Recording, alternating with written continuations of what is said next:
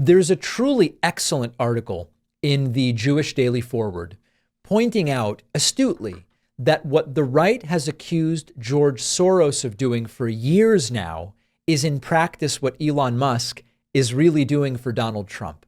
The colossal irony playing out before our very eyes is that conspiracy theorists on the far right have been shouting from the rooftops about Jewish philanthropist George Soros. He's this shadowy figure controlling all politics and the media, manipulating the entire planet with a secret stash of money, except it's not really a secret stash. We all know he's very wealthy. But they painted George Soros as some kind of real-life Bond villain, and it's an insidious accusation steeped in old anti-Semitic tropes. But the surreal part is that all of the paranoid charges that they've been leveling at George Soros for 10, 15, 20 years, they fit Elon Musk. They fit Elon Musk at a fundamental level. And yet the people who have been demonizing Soros for years are completely ignoring Musk and his doing the exact same stuff that they claim George Soros is doing. So let's break it down. Massive government influence. Soros has been accused without evidence, I might add, of manipulating foreign services and pulling strings behind the scenes. Meanwhile, Elon Musk is now presiding over actual federal level decisions with the new Department of Government Efficiency. Last I checked, Soros did not have access to Social Security payment systems, did not have access to federal contractor payment systems, did not have the keys to the castle. Musk does, but they're quiet about it. One guy funds philanthropic organizations that promote democratic institutions. The other guy is hobnobbing with authoritarian leaders and shaping American policy in real time. And yet only one of them is singled out by the right, and it's not Elon Musk, it's George Soros. Secondly, media manipulation. If you listen to certain commentators, you would think that George Soros spends his days, twirling a mustache and whispering scripts into journalists' ears. But consider that Soros's philanthropy primarily supports independent journalism in countries with shaky democratic structures, not in the United States. Meanwhile, Musk owns Twitter, has booted journalists from it who criticized him, has adjusted algorithms to boost some extremist content and partisan Republican content, and yet it is Musk who is called the hero of free speech, not George Soros. Number 3, global meddling. Soros is supposedly orchestrating uprisings from the shadows. But if we look at actual meddling, Musk is the one having cozy chats with the authoritarian regimes. He's openly praising or receiving praise from the likes of Viktor Orban or Vladimir Putin. He's influencing active war zones with Starlink satellite decisions. Where will it be available? Where won't it? And to whom? It's all out in the open. But does the far right care? No. It's only a problem if you suspect someone of doing it from the liberal side or in the way that Soros is accused of doing it. The double standard is breathtaking. The right's been ranting that if you've got a billionaire shaping global policy, that's bad and it's a threat. But it seems to only be the case when it's a progressive Jewish billionaire. When it's Elon Musk, all of a sudden we're not worried. So in reality, Musk's control of these essential technologies, his direct line to autocratic leaders, his ability to shape American policy is infinitely more invasive than the philanthropic ventures of George Soros. But Musk is hailed as this visionary tech god that we know him not to be, and Soros remains public enemy number 1. Now, we have recent extremes.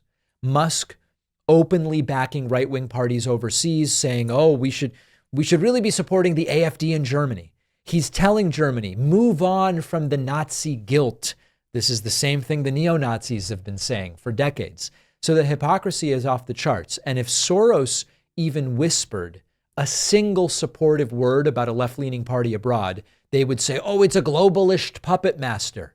But Musk can wave this far-right banner wherever he wants, and there's no pushback. So the bottom line here is, as you might suspect, the real scandal is not some billionaire influencing politics and media. That's old news at this point. It's that the far right has never been against concentrating power. They oppose it if the billionaire in question supports left-wing causes. supports pro-democracy causes. And Elon Musk checks all of the right-wing boxes, so they're fine. They're not worried. It's yet another principle that doesn't really matter when it's inconvenient. That's the irony. The heavy-handed anti-Semitic smears flung at George Soros perfectly describe Elon Musk's activities right now. But the folks who were supposedly so worried about billionaires controlling stuff, they're missing. They don't care when it's Elon Musk. It's just blatant hypocrisy. It's fueled by bigotry against Soros because he's Jewish. And now we have Elon Musk shaping American policy in a way that, quite frankly, makes George Soros's influence look modest in comparison. And Trump claims for now that he is thrilled.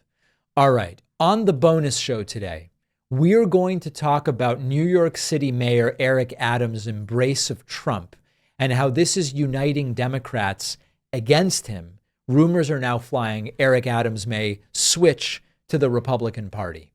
Secondly, we will dig a little more into the renaming of Fort Liberty to Fort Bragg, honoring a World War II soldier.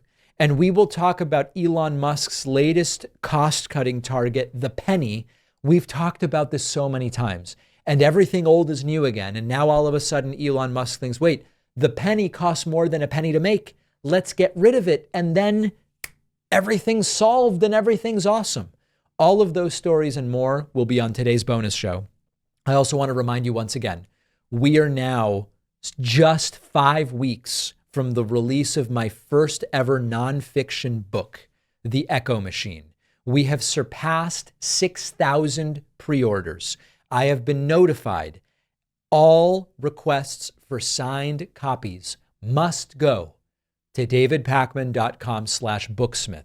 Brookline Booksmith, which is near my publisher up in Boston, is going to be handling all signed copies. I'm going to go up there in a couple weeks, sign hundreds of books. You can get signed copies at davidpakman.com/booksmith. Of course, you can get the Kindle version, the audiobook, all of it at davidpakman.com/book. And also, I am excited to tell you that later this week, although it might not make it onto the show until next week, we will have Senator Adam Schiff on the program. We will have members of Congress Ro Khanna and Tom Suozzi next week. A lot of really good stuff coming up. We will see you on the bonus show. Sign up at joinpakman.com to get instant access. Well, I wrote a book after a long journey and a ton of work. I am really thrilled with how it turned out, and I hope you'll read it. The book is called The Echo Machine. And in a nutshell, it looks at how American politics got so broken, who has already figured out solutions, and how we can try to fix it and stop the terror of Trump for the next 4 years.